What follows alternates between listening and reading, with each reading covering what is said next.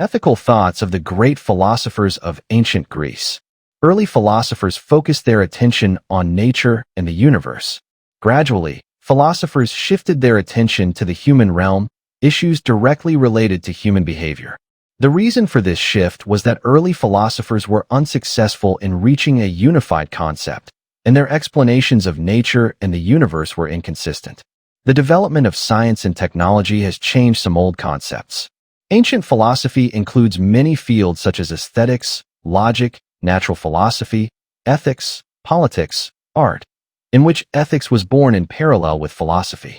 However, ethics has not become a separate system but is still scattered, mixed in with the philosophical thoughts of philosophers. Ancient Greek philosophy does not consider humans as isolated, but considers human social life and the living world of individuals in close and interrelated relationships. There were many philosophers with many different schools in this period. In this article, we will only mention philosophers who had a profound influence on the lives of people in ancient Greece as well as today. Specifically, Socrates, the first person to call philosophy down from heaven, arrange it in cities, bring it into people's homes, and make them learn about life, morality, and good and evil. Next was Plato, Aristotle's teacher, and finally the encyclopedic mind Aristotle. The philosophical thoughts in general, and the ethics in particular of Socrates, Plato, and Aristotle, are still valuable today. Socrates' ethical thoughts. Socrates, the great philosopher of ancient Greece, Plato's teacher, is considered the center of the history of ancient thought. He converged previously developed views and opened up new development trends for later thoughts. He was not interested in anything other than philosophy. His lifestyle was simple, humble, and passionate about pursuing truth and knowledge. He became an ideal model of a wise man and philosopher for later generations. His outstanding point was that he often used dialectics or the art of debate to help the other person have correct perceptions. Questioning and asking questions made the other person realize their own mistakes or delivered the other person, that is, helped the other person realize the truth. This method was also used by Buddha to deal with outsiders. From the arguments given, it helped the other person overcome all mistakes and prejudices, have correct perceptions, and correctly identify the nature of phenomena. This is also an essential step to find out what virtue is, what goodness is. According to him, when equipped with correct knowledge, one will act correctly, which is the basis for establishing ethics. He advocated that knowledge is virtue and identified knowledge with action. He believed that people cannot live virtuously only because they do not have a concept, a definition, or a general idea of the essence of virtue. If they can know virtue in general or each specific virtue such as justice, temperance, courage, etc., then of course they will live virtuously, justly, temperance, courage. Therefore, no one can intentionally do evil, or one cannot want evil if one has correct knowledge of the good. Copleston said that Socratic theory understands the relationship between knowledge and virtue as the characteristic of Socratic ethics. Knowledge and virtue are one, in the sense that a wise person is one who knows what is reasonable and also acts according to what is reasonable. But it is necessary to know what is reasonable. Copleston continued to analyze. A reasonable action is an action that serves the true interests of people, that is, in the sense that it constitutes their true happiness. In Socrates' life, he always taught that know yourself. According to him, when you understand yourself, you will understand the world. He promoted a moderate lifestyle, restraint, self-discipline. Otherwise, you will indulge in pleasures in eating, resting, sex. Learning self-control will learn how to regulate yourself and your life. His own lifestyle is a proof of what he preached. In short, knowledge according to Socrates is not theoretical knowledge, but practical knowledge. He only wanted to introduce a concept of virtue with the purpose of calling on everyone to practice that virtue in life, bringing people to goodness and happiness. However, his theory still has many loopholes because in reality, there are people who know that it is evil but still do it. Understanding and action are two different categories. Understanding has a common characteristic while action depends on each individual. Aristotle did not agree with Socrates' position. He thought that knowledge and action are not the same. Knowing good does not necessarily mean doing good. Ovid also expressed a similar opinion.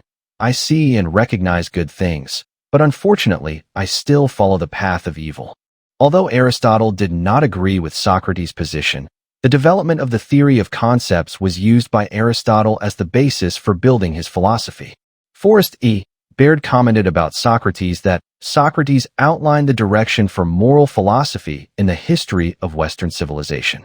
His ideas were modified by Plato, Aristotle, and Christian theologians, but it was always the dominant moral intellectual tradition around which other variations were developed. Plato's ethical thought.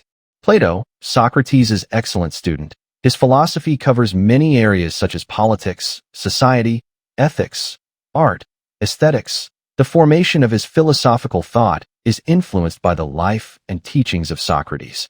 He inherited and developed Socrates' ethical thought.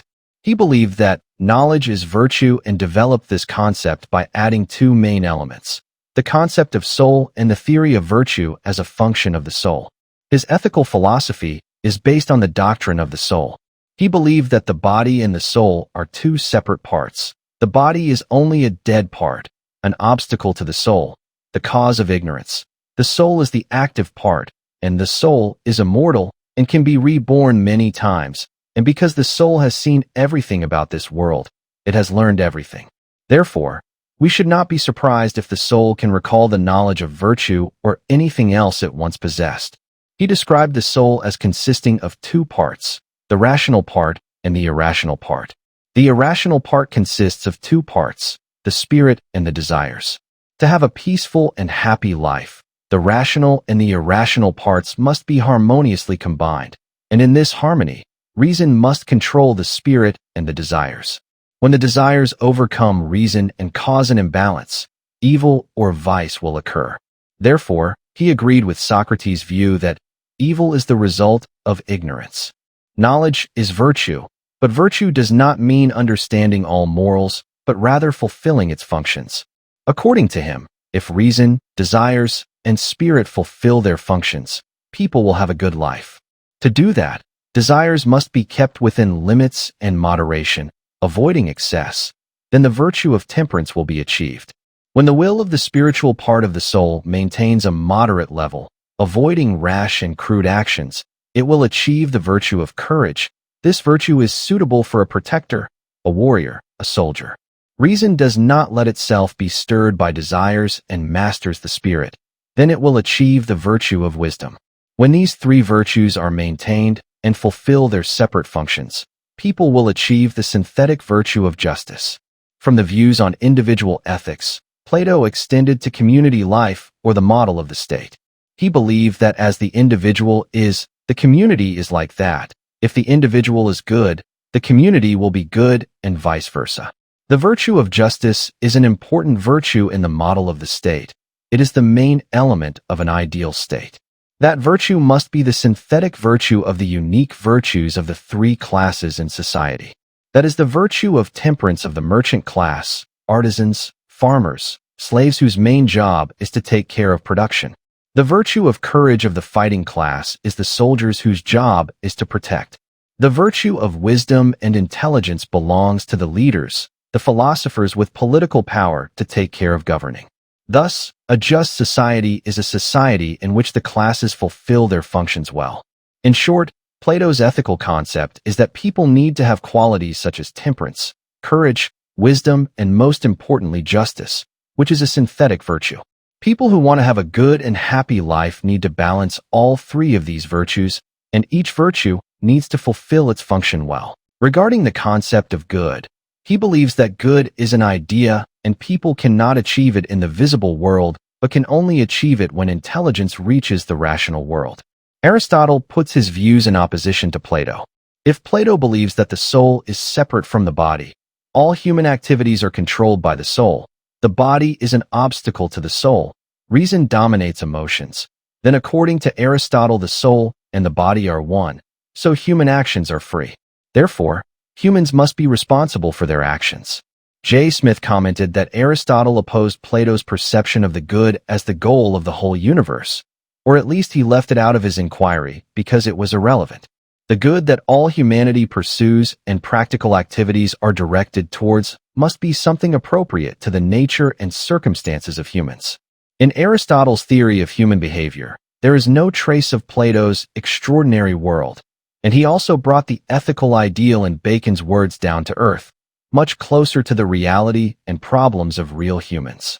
Regarding the concept of goodness, if Plato thought it was difficult to achieve in the visible world, Aristotle thought that they were engraved in the heart of each person, and through studying the essential nature of humanity, we can discover it, and it is achieved through practical behavior in daily life. As an excellent student and greatly influenced by his teacher Plato, Plato's ideas were selectively absorbed and developed by Aristotle, sometimes contradictory, but it cannot be denied that what Plato taught opened up Aristotle. Aristotle's ethical thoughts can be summarized in the following points. Plus, to become a moral person and live happily, people must practice virtues. He distinguished two virtues: intellectual virtues, which are obtained through learning and teaching, and character virtues, which are obtained through discipline. Character virtues create character. Good or bad character is due to habits. Therefore, to have a good character requires discipline and external guidance combined with self-control.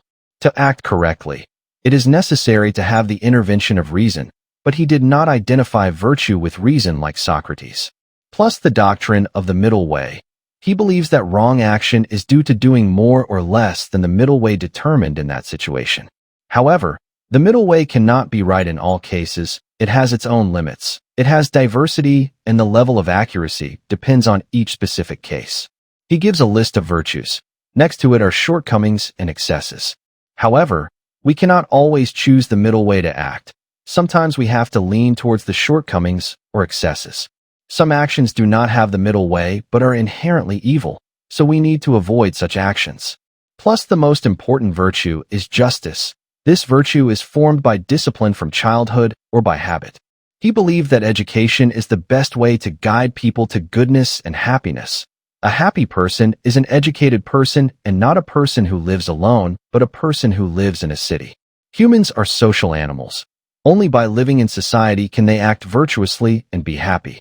After giving some definitions of the virtues that people can achieve and how to practice them, the philosopher proposes to us a superhuman virtue, which people can only reach to the extent that they have something sacred within themselves.